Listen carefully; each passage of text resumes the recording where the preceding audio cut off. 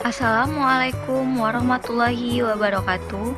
Perkenalkan, kami mahasiswa kimia dari Fakultas MIPA dan Kesehatan Universitas Muhammadiyah Riau. Kami dari kelompok 5 yang terdiri dari saya sendiri, Asih Hendrina, Anissa Nadia Putri, Manja Nandaresa, dan Muhammad Ihsan Sulaiman. Di sini kami akan memaparkan video pembelajaran tentang faktor-faktor yang mempengaruhi tumbukan. Untuk memenuhi tugas mata kuliah kinetika dan dinamika yang diampuh oleh Ibu Dr. Sri Hilma Siregar MSc. Pada materi yang pertama kali akan dijelaskan oleh saya sendiri.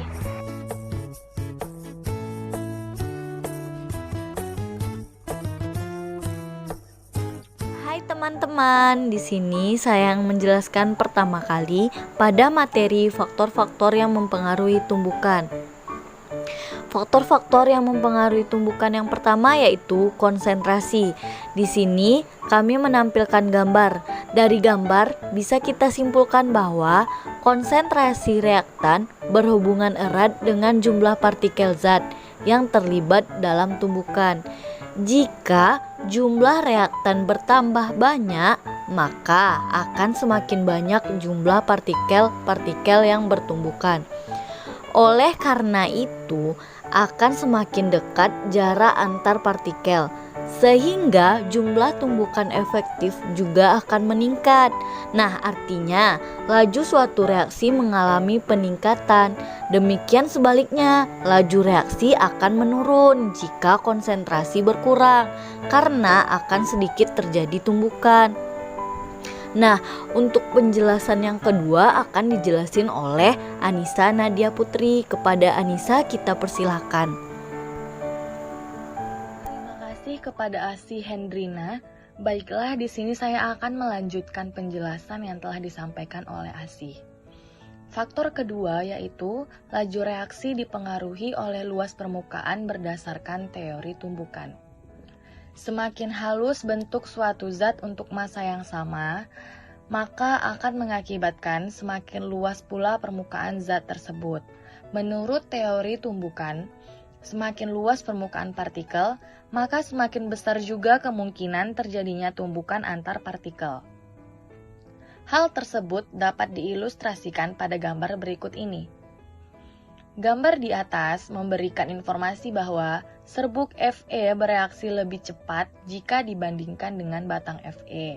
Fenomena ini disebabkan oleh serbuk Fe luas permukaannya lebih luas daripada kepingan Fe, sehingga mempunyai bidang sentuh yang lebih banyak agar terjadi tumbukan dengan zat lain.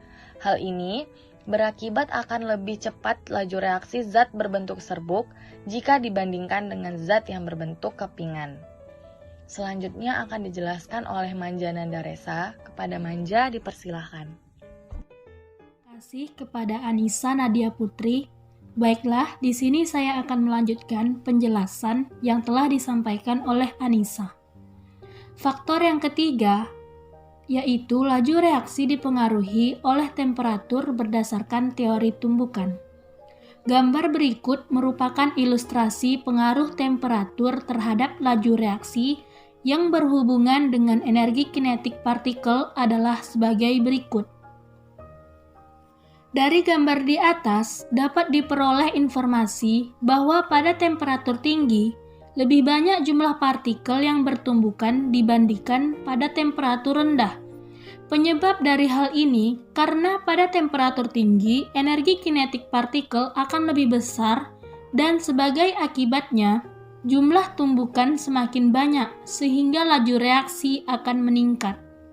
Faktor yang keempat yaitu laju reaksi dipengaruhi oleh katalis berdasarkan teori tumbukan. Pengaruh katalis pada laju reaksi berkenaan dengan energi pengaktifan reaksi atau EA.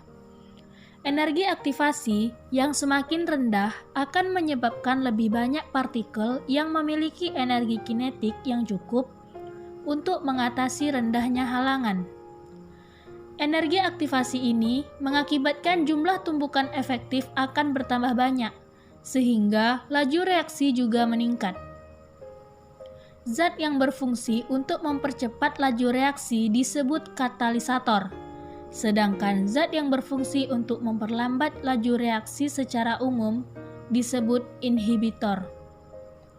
Pada gambar berikut, dapat diketahui bagaimana kinerja katalis sehingga dapat mempercepat laju reaksi.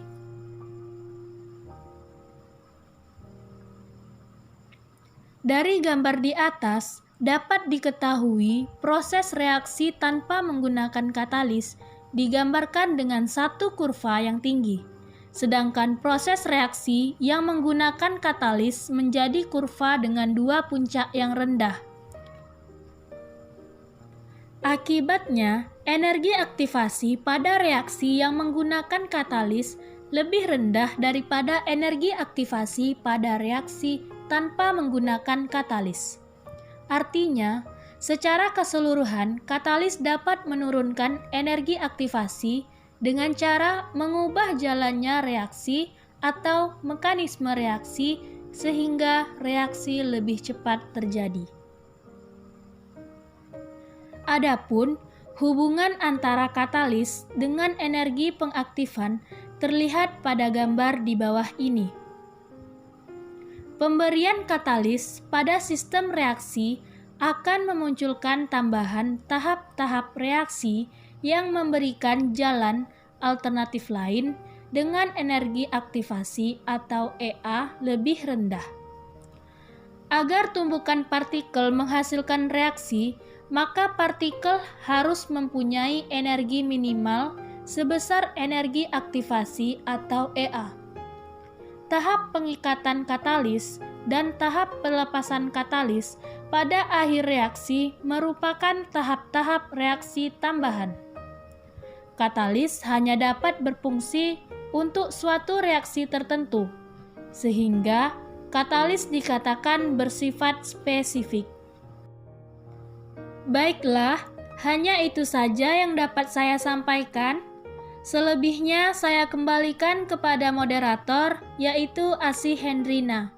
Terima kasih.